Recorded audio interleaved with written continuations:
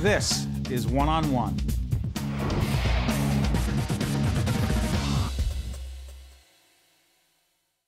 We saw people breaking into windows and stealing stuff, carrying televisions down the street. Hard times in America.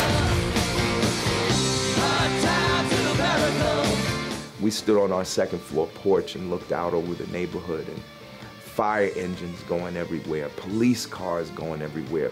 While authorities hoped to quell the disturbance with the addition of state police and the National Guard, before long, both law enforcement and the public were afraid of what would happen next. Everyone seemed to be convinced that everyone else was shooting at them. Hi, I'm Steve Adubato. We're at the New Jersey Institute of Technology. This is One on One. This is a series called Newark at a Crossroads, and we are joined by a very important guest who can talk about Newark when it was at a different crossroads, Kevin McLaughlin. Producer, director, documentary filmmaker. The film that he has out is called The Week That Changed the World, the Newark Riots, 1967. So along with some other folks who remembered, I was a little kid in Newark, and it changed our world. You know, Certainly. National Guard, state troopers, tanks on the streets. Right. People were scared to death. 26 people were killed. Countless businesses were destroyed, and it changed the city's reputation and its life forever, right? That's right. Why'd you do this? Well, I was looking for a story to tell. I'm a storyteller, a filmmaker, and you know, this one just I grew up with it. It was Well, always your dad has a real connection to the city, my right? dad was a fireman in the city. That my family goes in Newark back to 1920, so I grew up there. And him being a fireman, I knew that was an in to Vailsburg the guys? story. Vailsburg, absolutely, yeah. I don't know how. I just didn't know Vailsburg guys. Well, So- half the cops and firemen lived in Vailsburg, right? Let's not stereotype. Stop. Okay. It's true. An Irish fireman from Vailsburg. I'm going to leave that alone. Believe it or not, it happens. Okay. They're out there. So you decide to tell this story. Right. What was the reaction around you? Did anyone say leave it alone? Yes, plenty of people said, why do you want to talk about this? Leave it in the past. It's a horrible memory.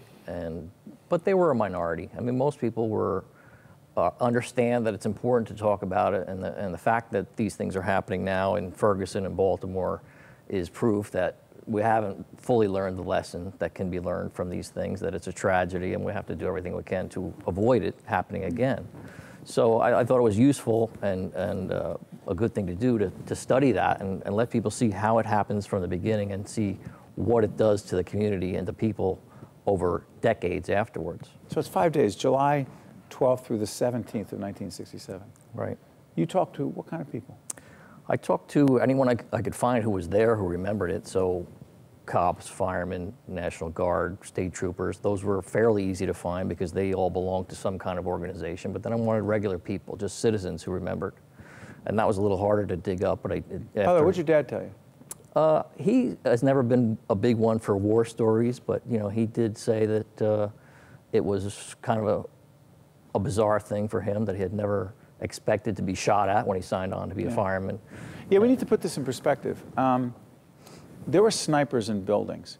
There were literally snipers in buildings shooting at cops and firemen who were trying to go in and help people, protect people.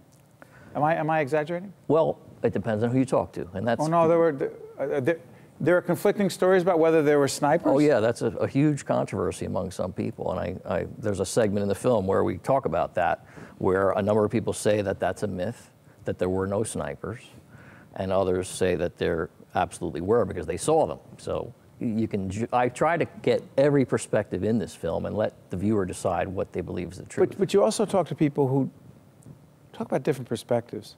I mean, growing up as a kid, I said I was a kid during the Newark riots. You talk to people who don't even call it a riot. You talk to people who say it was the Newark Rebellion. Right. Again, that's one of those controversies, and it's interesting what people said about that. For the most part, you could predict that most of the white people call it a riot, and a lot of the black folks would prefer to call it a rebellion. And the rebellion was also referred to by the great, late Dr. Clement Price, who was a great mentor and friend of ours, who called it a rebellion. Well, he was one of many people who explained that and explained it very well. He uses a great analogy where he said that the Boston Tea Party is an example of something that we all think of as a rise of discontent against the crown, but people in England saw it as a riot. So it's all a matter of perspective. But then again, the people who I spoke to who prefer to call it a rebellion, in the very next sentence, without exception, referred to it as a riot because that's what it's called. But the businesses that were destroyed were in black communities. The people who were killed disproportionately were black. Right, right. So those who argued that it was rebellion, what was it a rebellion against, according to those who you spoke to? Well, it was a rebellion against the oppression of the black community, which, by all evidence that I see, certainly was Especially real. by the police department? By the police and the community in general, the power of the white power the structure. powers that be, the government, was not just flat out open racism, but things like plans to obliterate neighborhoods by building highways or medical schools That's and whatnot, that didn't consider the needs of the people who were living there. So there was certainly a legitimate complaint, but I think that spilled over and became a riot because there were a lot of people who just rushed in, took the opportunity to get a free television. In your interviews, how graphic were the descriptions of the violence? Oh, some of them were extremely graphic, and presenting them in a way that could be shown on television was a challenge. One of the most graphic descriptions I got was from a state trooper, a National Guardsman, Craig Mirop, who witnessed a state trooper beating two suspects probably to death. We don't know to this day whether they were killed, but they were taken away unconscious after being physically beaten while handcuffed. While handcuffed? Right. And that's a very graphic description that is in the film, and I think it's an important thing to show that these things happened, and to learn about it hopefully prevents those kind of things from happening in the future. It's interesting with Ferguson and Baltimore on the heels of this film. But that wasn't why you did it.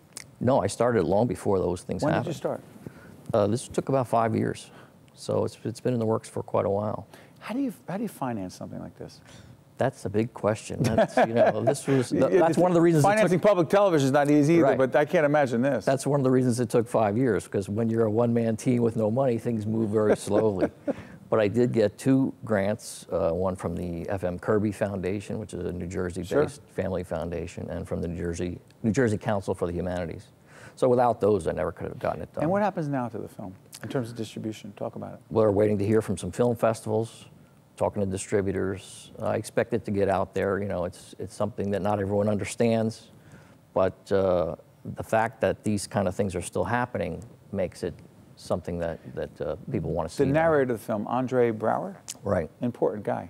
Yeah, Who is he? great actor he's best known probably for Homicide: Life on the Streets. He's now starring in a show called Brooklyn Nine-Nine. He's terrific. He's got a killer voice. He's the captain. Right.